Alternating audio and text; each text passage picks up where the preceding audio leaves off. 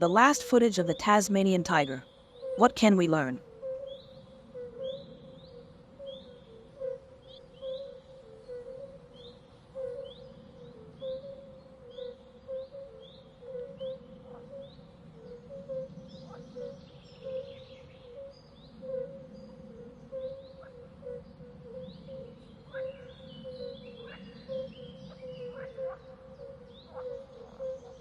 Captured on September 7, 1936, the last footage of a living Tasmanian tiger, or thylacine, stands as a haunting reminder of what we've lost. Benjamin, the last known thylacine, lived in captivity at the Hobart Zoo in Tasmania, unaware that he was the last of his kind. In these final frames, we catch a glimpse of a creature that had roamed the forests and plains of Tasmania for millennia, but whose fate was sealed by human interference. Today, we'll dive into this footage, analyzing its behavior and environment to unlock the hidden lessons from this remarkable creature.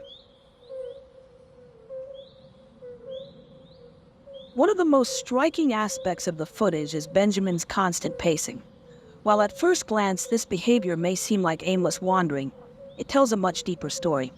Pacing is a common behavior among animals kept in enclosures too small to stimulate natural movement. For the thylacine, a creature once accustomed to roaming vast territories in search of food, confinement was likely both physically and mentally challenging. This behavior may also indicate stress or frustration, something not uncommon in animals kept in inadequate conditions for long periods. We often see pacing behavior in large predators or highly mobile animals when they are kept in enclosures that don't provide sufficient stimulation. It's a sign that the animal's needs, both physical and psychological, aren't being met. In Benjamin's case, this likely reflected the thylacine's natural instinct to roam and hunt, something it couldn't do within the confines of the zoo. Another key observation from this footage is Benjamin's gait. The Tasmanian tiger's body was built for endurance rather than speed, with its long, slender legs designed for covering large distances. In this footage, you can see the thylacine's distinctive, almost stiff-legged walk, a movement that's been compared to that of a dog or a fox, but with subtle differences. This unique gait likely helped the thylacine move quietly through dense forests or grasslands, allowing it to ambush its prey. Although the thylacine resembled a large dog, it was a marsupial, and its skeletal structure reflected that. Unlike canines, its spine was more flexible, and its legs were positioned in a way that gave it a surprisingly efficient, energy-conserving walk. This allowed the thylacine to stalk its prey over long distances, an essential trait for survival in Tasmania's rugged environment. The stark contrast between Benjamin's environment in captivity and his natural habitat speaks volumes about the impact of captivity on wild animals. In the footage, we see Benjamin in a small, barren enclosure, far removed from the dense forests, open grasslands, and riverbeds that once made up the thylacine's home. This artificial setting deprived him of the stimuli needed to maintain natural behaviors: hunting, foraging, and socializing with other thylacines. Captivity often dulls an animal's natural instincts, especially when they are placed in environments that fail to replicate their wild habitats. For Benjamin, this was likely a world of sensory deprivation.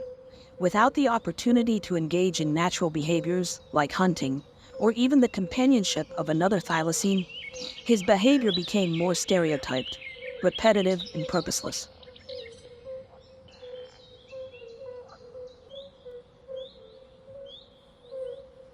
Perhaps the most heartbreaking aspect of this footage is the isolation Benjamin experienced as the last of his kind. Thylacines were believed to be solitary hunters, but evidence suggests they may have formed strong familial bonds, particularly between mothers and their young. Deprived of social interaction, Benjamin's solitude was more than just physical. It was the loneliness of a species on the brink of extinction.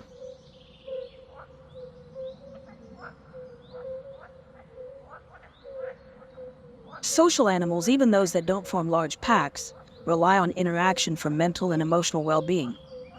The thylacine was no different. Benjamin's isolation in captivity, compounded by the knowledge that he was the last of his species, would have had profound psychological effects. It's impossible to know how much Benjamin was aware of his situation, but animals do experience emotions like loneliness, stress, and depression, especially in captivity.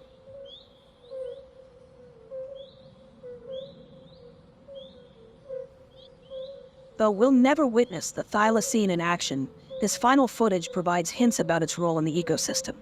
Its wide jaw, combined with its slender body and long legs, suggests it was a patient hunter, relying on stealth and surprise rather than speed. This footage, though limited, helps us reconstruct how the thylacine might have lived and hunted in the wild. While Benjamin's life in captivity was far removed from his natural behavior, there are subtle clues in the footage that hint at his evolutionary adaptations as a hunter. One notable moment is when Benjamin yawns, revealing the powerful jaws that could open up to 80 degrees. This wide gape was key to the thylacine's ability to take down prey, allowing it to clamp down with significant force.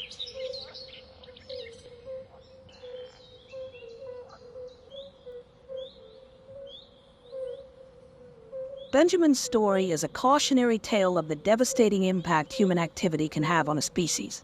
While the footage of Benjamin is all that remains of the living thylacine, it serves as a stark reminder of the importance of wildlife conservation. The thylacine's extinction was driven by human hunting, habitat destruction, and disease, and today we face similar challenges with endangered species around the world.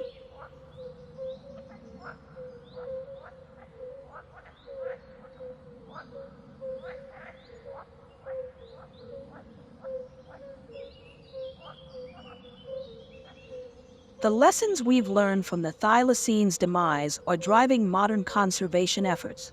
Scientists and conservationists are working tirelessly to protect Tasmania's remaining wildlife, ensuring that other species don't follow in the thylacine's footsteps.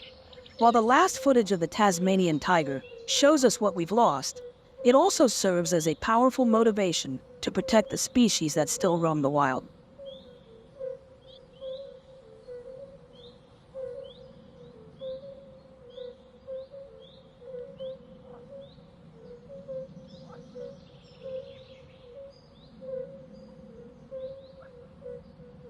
The last footage of the Tasmanian tiger is more than just a glimpse into the past.